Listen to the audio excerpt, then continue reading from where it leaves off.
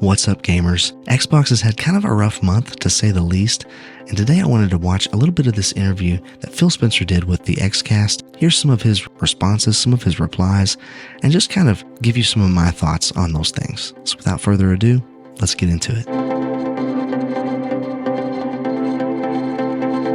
From competing in that market, but we'll appeal. We stay on it. The company remains very, very committed. We think Activision Blizzard King is not our strategy, but it is an accelerant for our strategy. So we're still heads down and working through regulatory. Okay, I understand that they want Activision. I don't have a problem with that personally. He says it's not their strategy. When you're spending almost $70 billion on something, the optics of that is that it is your strategy. And I personally think they have so many IPs already. Some of them they've acquired, some of them are original that they've come up with in-house. Why aren't they spending $70 billion infusing into the studios they already have, investing into them to make sure that stuff like Redfall doesn't happen? That's what I think they need to be doing, and they're not. Yeah, there's nothing that's more difficult for me than disappointing the Xbox community.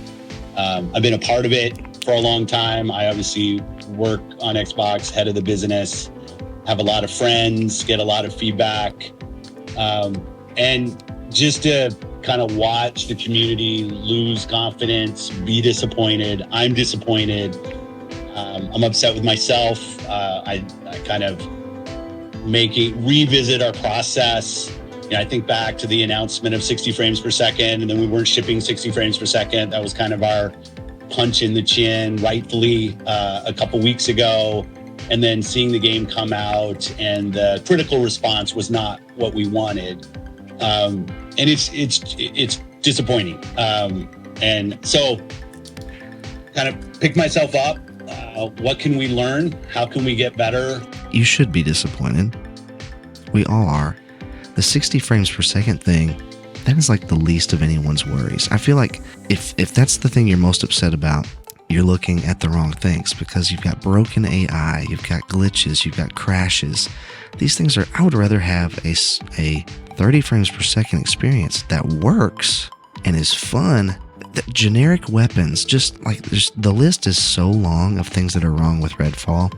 They should be disappointed. 60 frames per second is not what made it disappointing. It was all the other stuff that went along with it. They have got to do better at making sure these games are ready before they send them out. They can't afford to keep having bad press like this. But one thing I won't do is push against creative aspirations of our teams. Then a lot of people will say, hey, you've got teams know how to do one kind of game. Just force them to go do the one kind of game that they have a proven track record for. And I'm just not a believer in that. Maybe that means I'll under-deliver for some of our fans out there. But when a team like Rare wants to do Sea of Thieves, when a team like Obsidian wants to do Grounded, when Tango wants to go do Hi-Fi, when everybody probably thought they were doing Evil Within 3, I want to give the teams the creative platform to go and push their ability, push their aspirations. But I also need to have a great selection of games that are continue to come that surprise and delight our fans. And we under-delivered on that. And for that, I apologize. Yeah, okay, so I actually agree with him on this. When you are someone who creates things, you get bored doing the same thing over and over again, and you want to try new things. So I kind of applaud him for being like, you know what, I don't want to be so hands-on with these studios that they don't feel the creative freedom to try new things, to take risks, to do something different than what they've always done.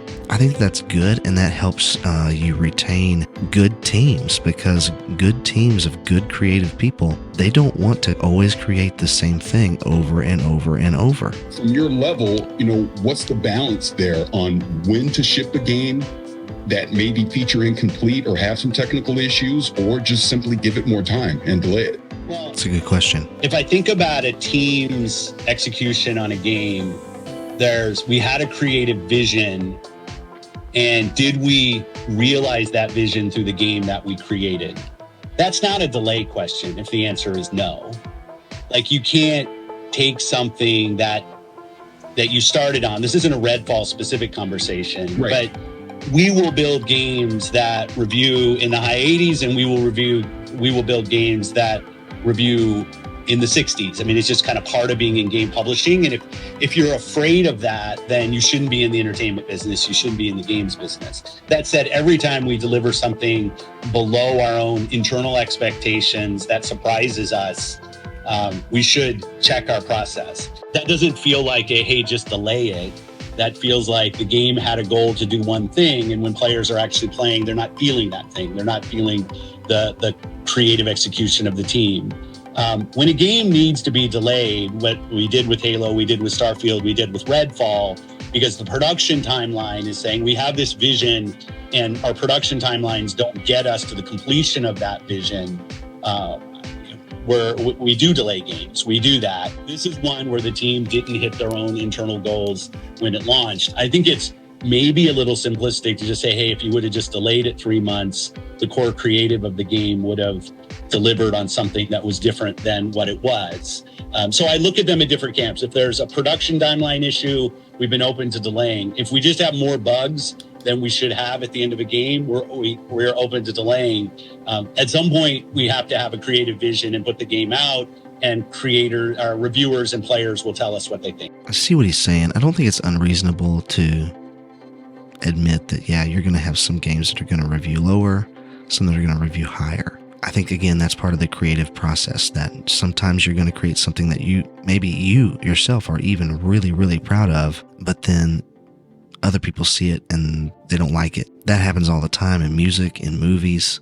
It's going to happen in video games. And I think he's right to say when stuff like this happens, we need to stop and evaluate ourselves and make sure that we're doing everything we can to deliver products that people enjoy and love. The big question mark here for me is, would a delay have actually helped fix this? And I don't know the answer to that. I'm not sure delaying the game would have made it better. I think delaying it could have fixed the bugs. It remains to be seen if the creative vision of Arcane Austin, if they had had time to really flesh out and fulfill what they wanted this game to be, is that going to be a game that people enjoy playing?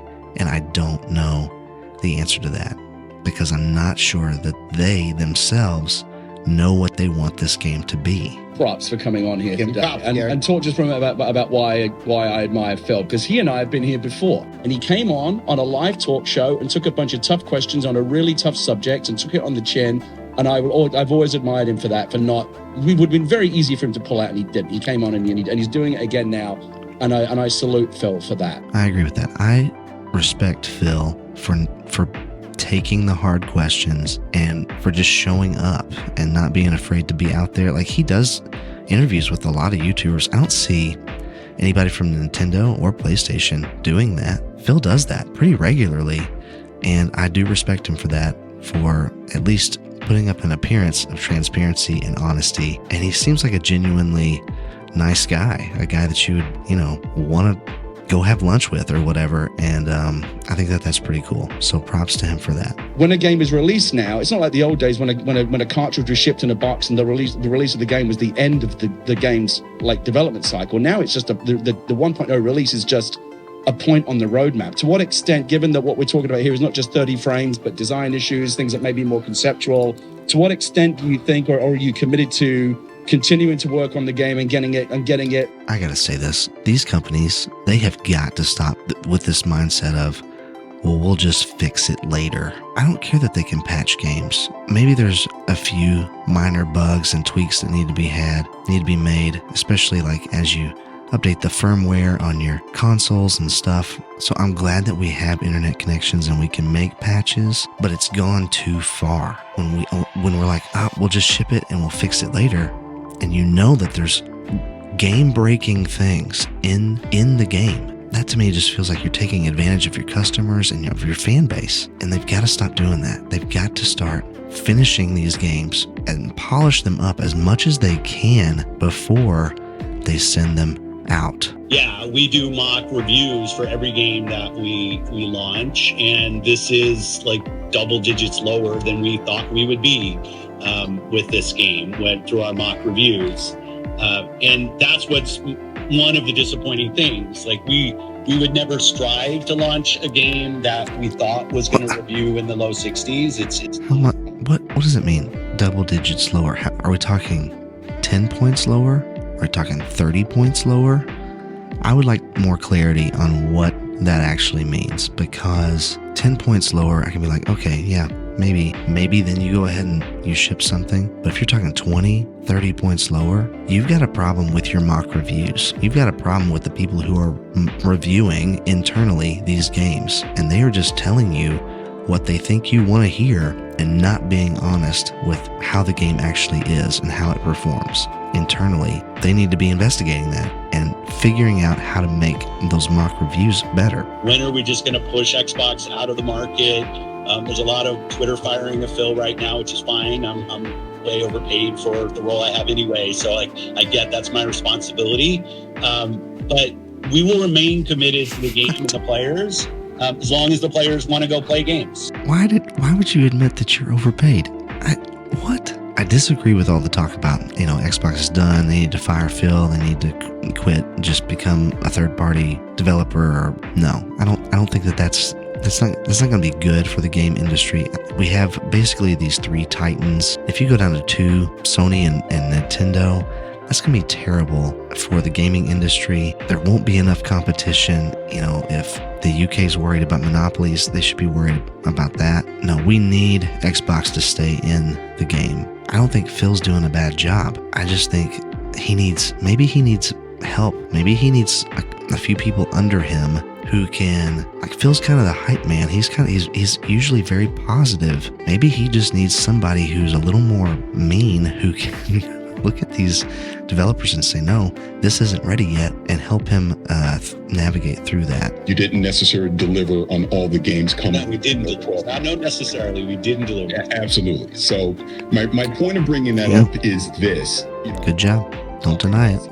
I'm very enthusiastic about Showcase. We're going to announce some things that people haven't seen, some new games. We're going to give updates to some of the things that were on your list. The other thing that gets me really excited is moving forward over the next quarters, which has always been my focus. Okay, that's good.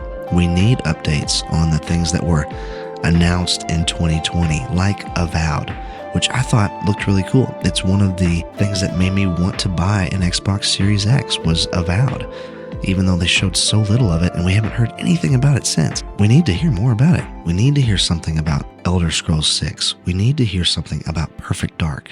I loved Perfect Dark back in the Nintendo 64 era. That was probably my favorite game on Nintendo 64. I want to know more about that sequel. That's something else that got me to buy an Xbox, and yet we don't even have any kind of idea of when that game's going to come out because they've been silent about it. So I'm glad we're going to get some announcements about things that we don't know about yet. I'm glad we're going to get some updates about things we do know about. We need those things. But the most important thing we need is we need them to be playable and finished and fun when they launch, not 6 months down the road when everyone has lost interest. How do we get a big game out every quarter at quality that things are lining up finally after some of the slowdown through COVID? I'm tired of talking about that. But I can now see that we've got games coming every quarter that I think will surprise and delight our customers. We still have to deliver on the creative. We still have to deliver on the technical.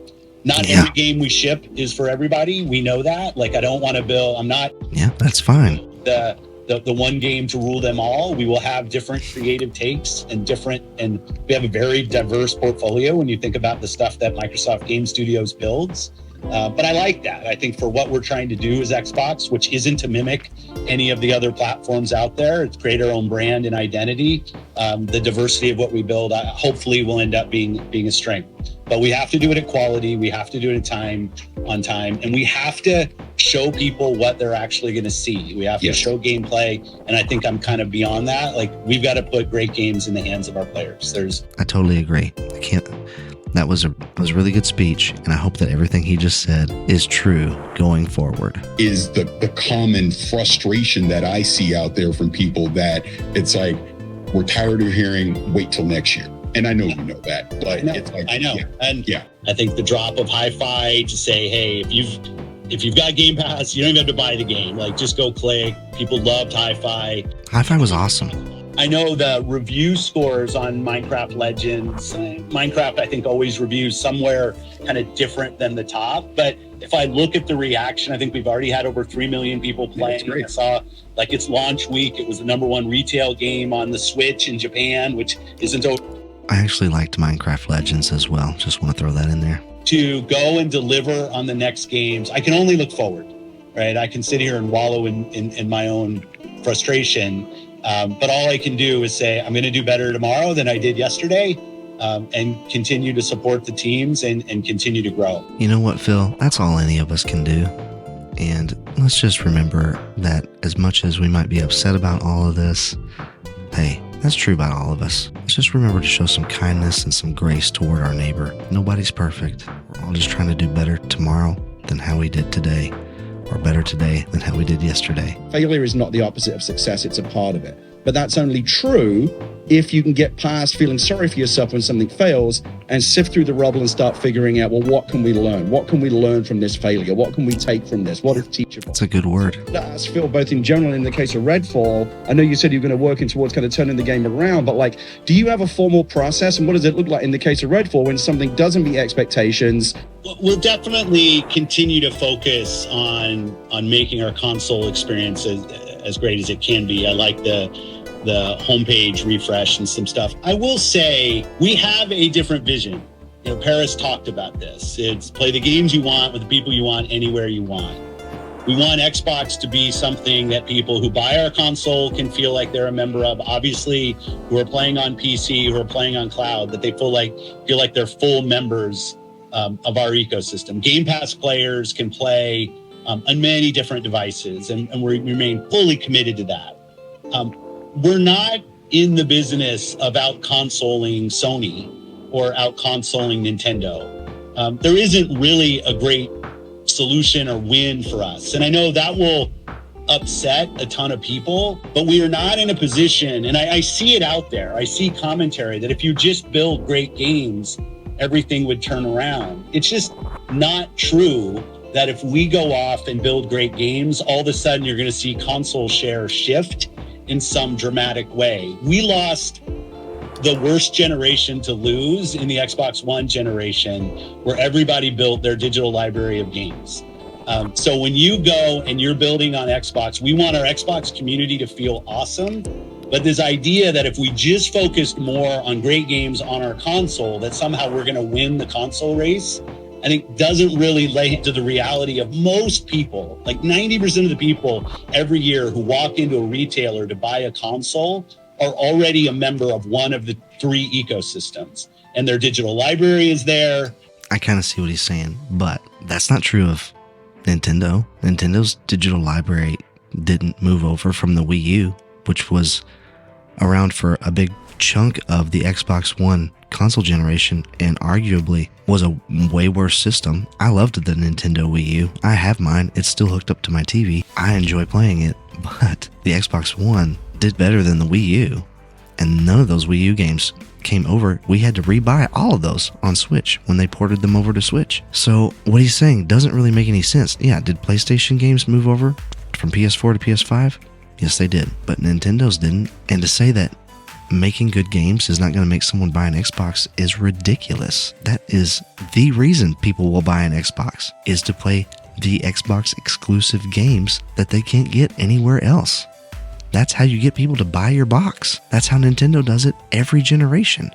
They wouldn't have sold any Wii U's if it weren't for the absolutely stellar library of first-party games that were on that system. He needs a reality check here, because good games are what sell systems. I mean, if you agree with him and disagree with me, that's fine. Let me know in the comments. Maybe I'm wrong, and we're all going to be wrong at some point. So I've agreed with a lot of what he said so far. I think that he just took things a little too far right here. Good games do sell systems, Good games do grow your fan base. Good games do give your fan base reasons to keep playing and reasons to keep supporting you. That's just not the world that we are in today. There is no world where Starfield's an 11 out of 10 and people start selling their PS5s. That's not going to happen. So what we have... Okay, but they don't have to sell their PS5s. The world we live in today is a world of people who don't mind owning multiple consoles. You know, back in the 80s and the 90s, if you had multiple consoles, you must have been like a gazillionaire. But now, they're not going to go out and buy all three at the same time, probably. But over the course of a generation, they might buy all three consoles from the three big manufacturers. So, no, you don't have to give up your Sony PlayStation to also enjoy Xbox. You can do both. You can be fans of both. And the console is the core of the Xbox brand. There's no doubt. So we will stay focused on making sure that console experience is awesome. But good games are what make the console experience so great. That's what he seems to be missing right here. It doesn't make any sense. Like, there's not a win for Xbox in staying in the wake of somebody else. We have to go off and do our own thing with Game Pass, with the stuff we do with xCloud, and the way we build our games. I like Game Pass and xCloud. I think that those are both stellar services, but they can't stay stellar without good games. Okay, Phil? Let's get some good Xbox games. Is the ROG Ally something I've got my hands on and people have had a chance to play? Is that what's behind him? Right there? Right next to his head? Because it's not a Switch. Is it a ROG Ally? Can somebody confirm that for me? All right, so there you go. There's my response to Phil's interview on XCast. What do you think? What did you think about it? What did you agree with? What did you disagree with? Let me know in the comments. Thanks for watching and subscribing. Stay kind and encouraging out there, and I'll catch you on the flippity flip.